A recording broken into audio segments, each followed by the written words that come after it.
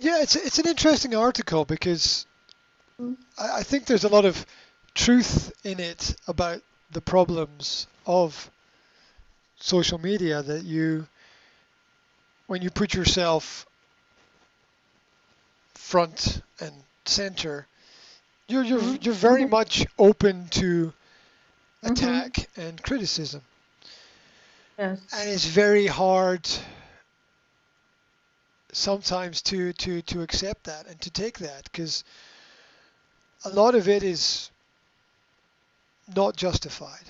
Something might be, but in my experiences, a lot of it is not justified. Think about if somebody makes a film.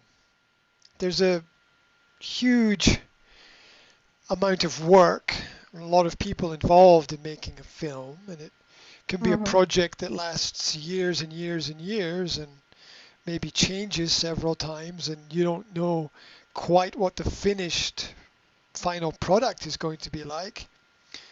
So maybe you spend years involved in doing something, and somebody says it's rubbish, right? And it might be your life's work, and that people really don't take a lot of time to be objectively critical. Criticism is fine. Criticism is important. Mm-hmm. Um, Yes. but as a person myself who has received a lot of criticism for things, I always find that when I begin to explore the criticism is not founded on a lot of objective points. That Mm-hmm. um, maybe I say something and somebody says, "Why did you say that? I don't like that. That's wrong." It's okay. I can say, "Okay, okay, that's wrong." Okay. What do you think about what would be a better idea? What do you think about what came before it? What do you think about what came after it? What do you think about? And when you begin to go in depth, like why is this important to you? You begin to realize that the way that other people frame it is totally unobjective. It's absolutely not objective at all, and Mm-hmm. Mm-hmm. um, because they don't spend they don't take the time to understand it. They don't take the time to go into the to the to they don't take time to understand it. They don't take time to go into the depth of it. They don't take time to wonder why it is the way it is. They don't take time to say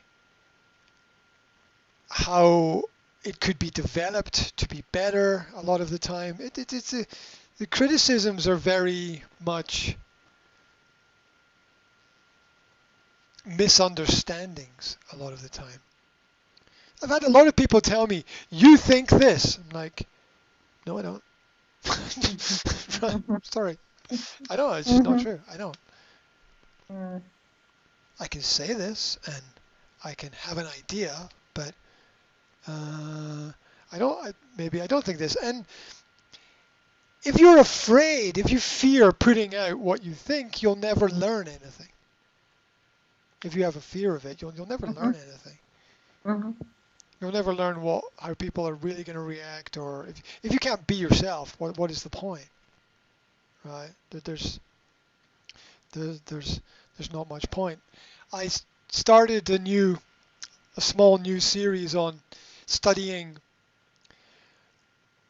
small passages from the Bible and looking at Mm-hmm. what do they mean Yes. from my perspective, from a historical perspective, from theologians' perspective, um, and I got a lot of negativity from people.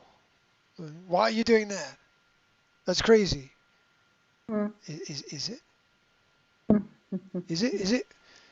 Let's explore this. Let's explore. Maybe you're right. But if you're right, you have to have you have to have like a framework and a context and a good argument for it. So, what is your framework and context and your good argument for the fact that it's not good? And why don't you tell me why I did it? Because if you can't tell me why I did it, then you don't understand it at all. Because there could be a lot of different reasons for it, and a lot of my work online is to explore ideas. Is it right? Is it wrong? Does it work like that? And if you don't communicate with people about these things, then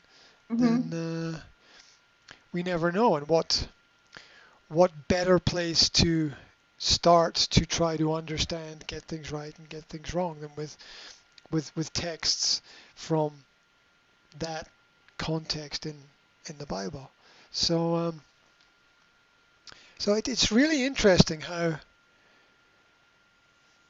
negative people will be without any real reason to be negative. What is wrong with exploring different opinions? What is wrong with having a different idea? What is wrong with saying Nothing. Yeah, exactly. Because we have our experience, and our experience teaches us something, and this thing might or might not be correct.